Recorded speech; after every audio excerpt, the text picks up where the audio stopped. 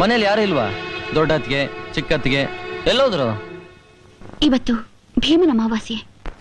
ನನಗೆ ಅಮಾವಾಸ್ಯೆ ಗೊತ್ತು, ಆದ್ರೆ ಭೀಮನ್ಗೊಂದು ರಾಮನ್ಗೊಂದು ಇರುತ್ತೆ ಅಂತ ನನಗೆ ಗೊತ್ತಿರ್ಲಿಲ್ಲ. ಹೌದು, ಈ ಭೀಮ್ನ ಅಮಾವಾಸ್ಯೆ ದಿನ ಏನ್ ಮಾಡ್ತಾರೆ?